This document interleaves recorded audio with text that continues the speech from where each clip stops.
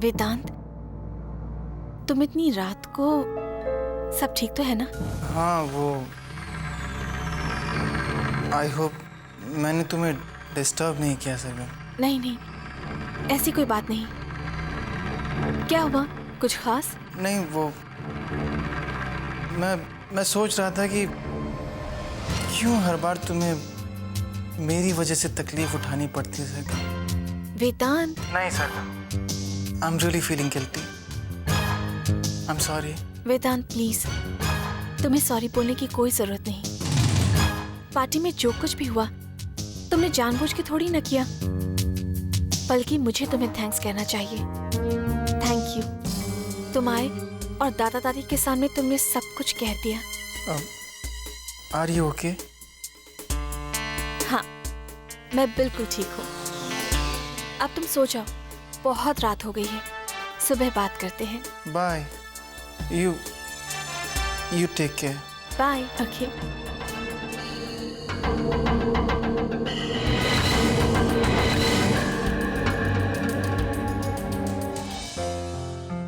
इतनी देर रात तक वो मेरे लिए चिंता कर रहा है। इस घटना से उसको, वाकई वो मेरा एक सच्चा दोस्त है।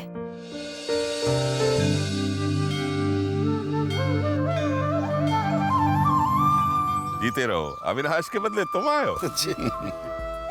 बैठी बैठी, बड़ा इंतजार कराया आपने। इंतजार तो हमें भी था भाई साहब। बस यूं समझ लीजिए कि सुबह का इंतजार करते करते रात की नींद उड़ गई। पग फेरे को लेके जल्दी जो थी, फिर सोचा इसी बहाने सरगम बेटी का प्यारा सा चेहरा एक बार फिर देख लूंगा। बेटी के बगैर रहे नहीं ना, इसलिए ऐसा हो ही जाता है। वैसे कहाँ हैं सब लोग? अमन, सरगम और भाभी जी कहाँ हैं?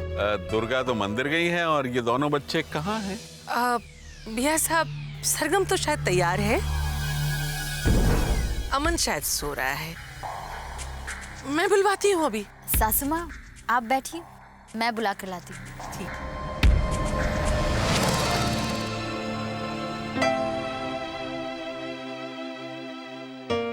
अमन, उठो अमन, कब तक सोते रहोगे? अमन उठो, देखो कितनी देर हो गई है।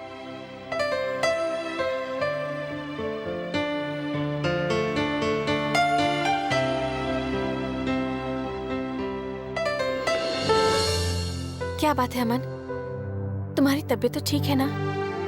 अब इतनी देर तक सोते रहोगे तो और क्या होगा? पता नहीं सरगम, वो रात को एकदम से ऐसा लग रहा था कि शायद दूध में किसी ने नींद की दवा मिला रखी हो। अजीब सा महसूस हो रहा था। अमन, ऐसा कुछ नहीं है। चलो अभी जल्दी से उठो, तैयार हो जाओ। तुम कहीं जा रही हो क्या? अमन, तुम भूल गए क्या? आज मुझे बाबा के यहाँ जाना है पग फेरे के लिए। चलो जल्दी उठो, सब इंतजार कर रहे हैं। तुम लोग अभी भी बैठे बैठे बातें कर रहे हो? और अमन, तुम अभी भी बिस्तर में ही पड़े हो? नीचे सब तुम्हारा इंतजार कर रहे हैं। सरगम, तुम्हारे घर वाले भी आ गए हैं। और हाँ सरगम, वेदांत भी कब से तुम्हारे बारे में पूछ रहा है। वेदांत?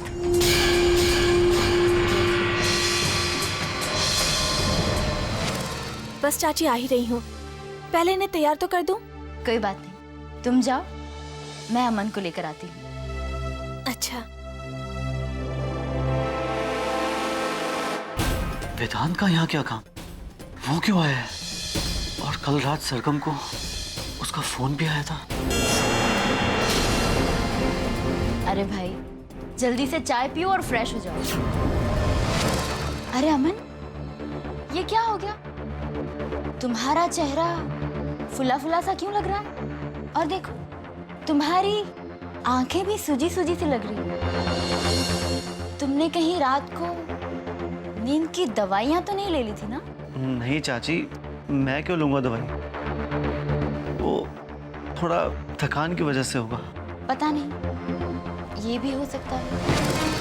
मैं जो सोच रहा था वही बात अंजलि चाची भी कह रही है। नींद की गोलियां, पर क्यों? अंजलि चाची, मैं जरा फ्रेश हो गया था। ओके।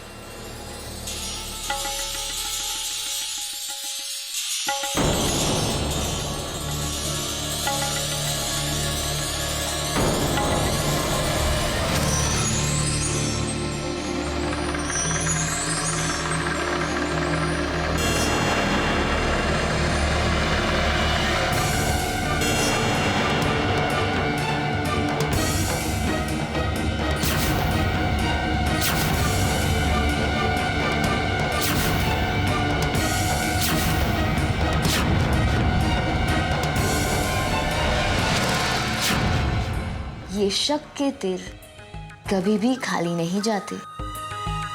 अब ये शक और भी गहरा हो जाएगा। कमाल है अंजलि, क्या दिमाग पाया है तुमने।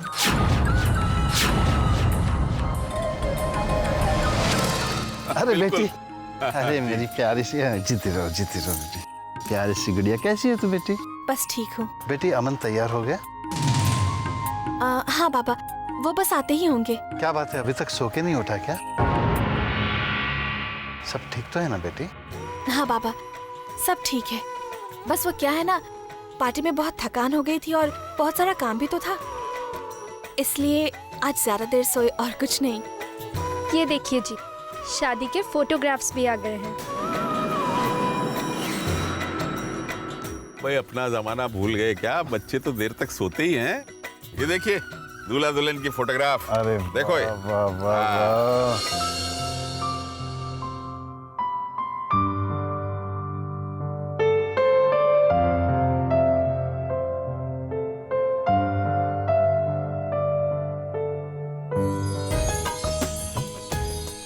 ये पहनो। ये तुम पे बहुत अच्छा लगता है, सच्ची में। अब भाई तुम्हारी बात कैसे टाल सकते हैं? अच्छा जाओ पहन लो, देर हो जाएगी, जाओ।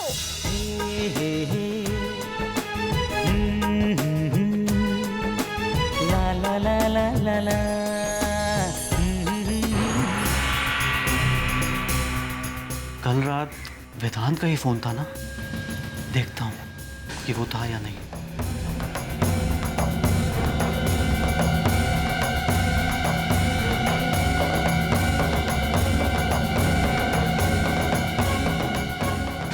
ये क्या, वेदांत तो है ही नहीं। पर मुझे जहां तक याद पड़ता है कि वेदांत का ही फोन था। पर अगर उसका था तो फिर मोबाइल पर क्यों नहीं है? कहीं ये मेरा वहम तो नहीं? हो सकता है नींद के चक्कर में मुझे पता नहीं क्या क्या सुनाई देता है।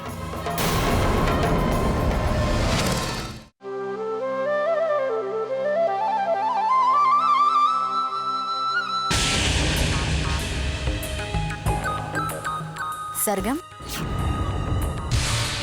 अपने ही घर में ऐसे खड़ी हो जैसे किसी और के घर में आई हो। अरे भाई, ये तुम्हारा ही घर है और इसी घर में तुम्हें वापस आना है। पग फेरे का मतलब तो पता है ना तुम्हें? जी चाची। और अमन अब तक नहीं आया? जी नहीं, वो अभी तक नहीं आए। अरे सरगम, तुम भी ना, तुम ऐसे बिहेव कर रही हो जैसे कि अमन घर पे ना होकर जंग लड़ने के लिए गया है। हाँ भाई, आजकल तुम्हारे पास अमन के अलावा किसी और के बारे में सोचने का वक्त ही नहीं। जरा सोचो, कल से जब अमन ऑफिस जाना शुरू कर देगा तब तुम्हारा क्या हाल होगा? नहीं नहीं, ऐसी कोई बात नहीं है। अच्छा, तुम्हें शर्म आ रही है? एक काम करते, मैं तुम्हारे साथ चलता, लेकिन मुझे कबाब में हड्डी बनने का बिल्कुल शौक नहीं है। अच्छा ठीक है, तुम चलो। चलो।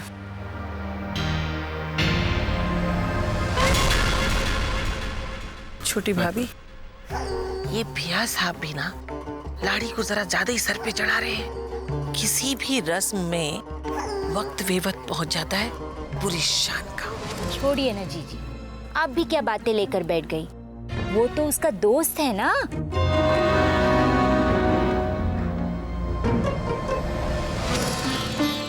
अरे सरगम भाभी, आप कहीं जा रही हो? हाँ, क्यों, क्या हुआ? आप हमें छोड़कर जा रही हो? मैं आपको नहीं जाने दूंगा। क्यों भाई, क्यों नहीं जाने दोगे? अगर ये चली जाएंगी तो फिर मुझे अच्छा नहीं लगेगा। एक बात बताओ, आप अपनी सरगम भाभी को कब से जानते हो? कुछ ही महीनों से। आप उन्हें कुछ महीनों से जानते हो, फिर भी मिस करोगे। जरा सरगम के बाबूजी और उनके भाई के बारे में सोचिए। उन्हें बचपन से जानते हैं, तो वो उन्हें कितना मिस कर रहे होंगे। पागल, कुछ ही दिनों की तो बात है, आपकी सरगम भाभी यूं गई और यूं आई। You're right. देखो पिंकू, अब क्या है ना, शादी के बाद एक बार तो जाना ही पड़ता है। और पता है, मेरा भी मन वहाँ तुम्हारे बगैर नहीं लगेगा, इसलिए ना मैं जल्दी से आ जाऊंगी। Promise? Promise. Okay, smile now. Bye.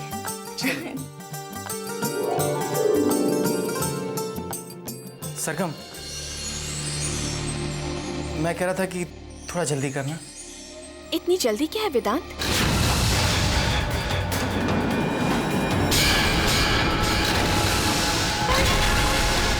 तुम भूल गई मैंने कहा था कि मुझे तुमसे बात करनी है।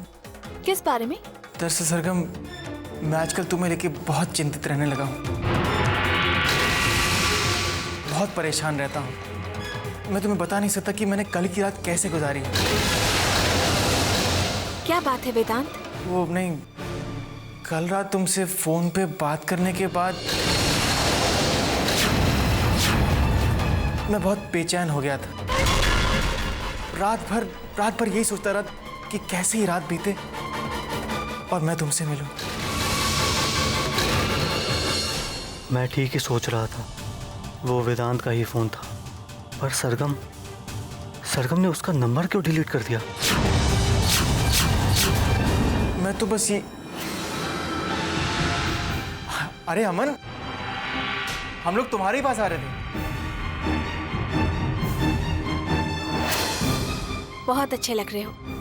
मैंने कहा था ना, यहाँ पे बहुत सूट करता है। वो वाकई अमन, बहुत स्मार्ट लग रहे हो। वैसे भी सरगम की चॉइसेस बचपन से बहुत अच्छी रही हैं, चाहे वो कपड़ा हो या फिर कपड़े पहनने वाला। अच्छा बस, अब खामखा की तारीफ मत करते रहो, कुछ भी बोलते रहते हो। सही तो कह रहे हो, वरना एक दोस्त दूसरे दोस्त की तारीफ क्यों करेगा? अरे भाई, उस इंसान में कुछ तारीफ करने लायक बात होगी तभी तो तारीफ करेगा ना।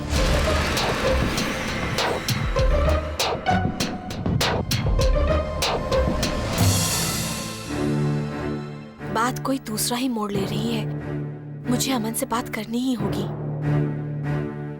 वेदांत, तुम चलो, मैं बस अभी आती हूँ। ओ, अकेले में दोनों को बातें करनी है? हाँ, नहीं, मैंने पहले ही कहा था कि कबाब में हड्डी बनना मुझे पसंद नहीं है। अरे बस करो, मुझे बस अंदर से कुछ सामान लेना है।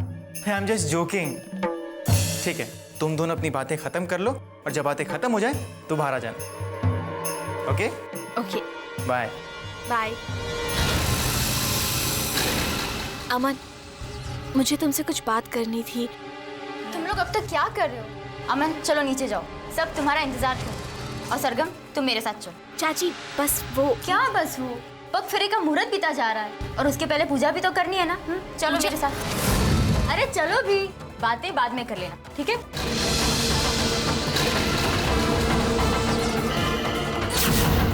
क्या कहना चाह रही थी तुम सरगम? वेदांत का नंबर क्यों डिलीट किया तुमने?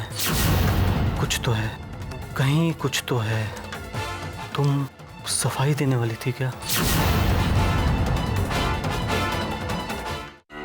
आओ सरगम, पहले नारियल चढ़ा दो, तिलक करो सरगम।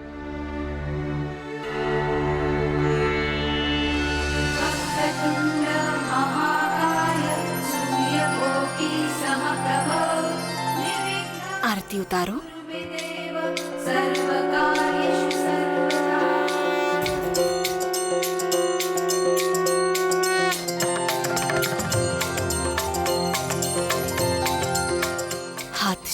प्रार्थना करो।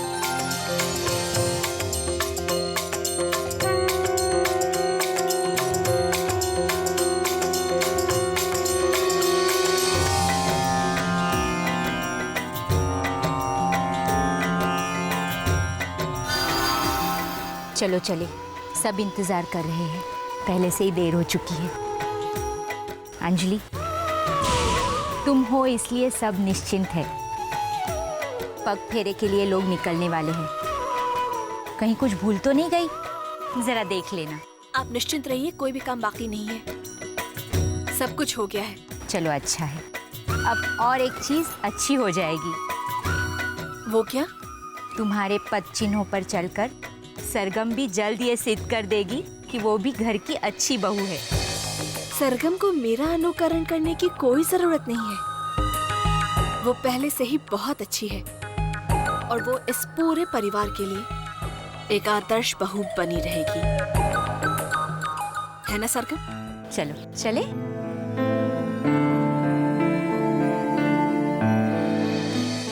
हमारे जमाई राजा तो होनहार हैं।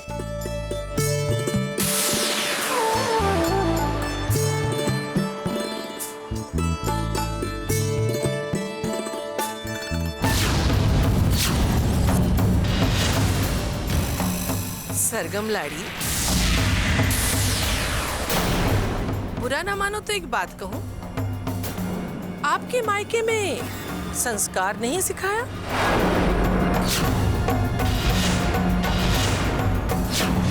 सबसे पहले प्रसाद बड़े बूढ़ों को देना चाहिए बेटा।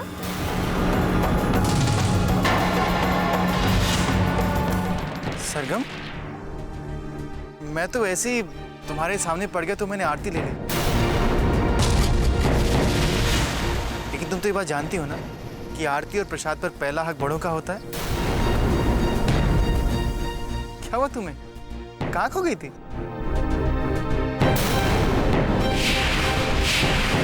दादाजी, ये लीजिए आप प्रसाद। भगवान का प्रसाद जो सबसे पहले सामने होता है ना, उसी को मिलता है। ईश्वर के सामने कोई छोटा या बड़ा नहीं है। ये तुम्हारा प्रसाद है, तुम ही ग्रहण करो। जैसा आप ठीक समझे।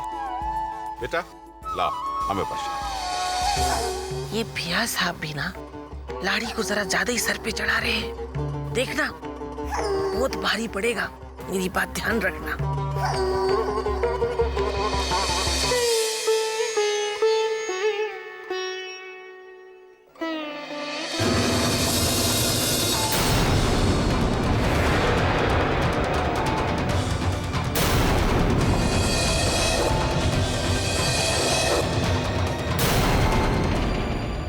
अच्छा, अब आप सबसे मैं आज्ञा चाहता हूँ, चलते हैं। हमारी बेटी का ख्याल रखिएगा। दादाजी, आप क्यों परेशान हो रहे हैं? सरगम को उसके घर छोड़ने की जिम्मेदारी मेरी है। मैं आपकी बहू को सही सलामत हिफाजत के साथ उसके मायके छोड़कर आऊँ। अच्छा नमस्कार। चलिए चलिए। बेटे ठीक से रहना, जल्दी घर आ जाना बेटा। हाँ, बड़ी याद आएगी तुम्हारी।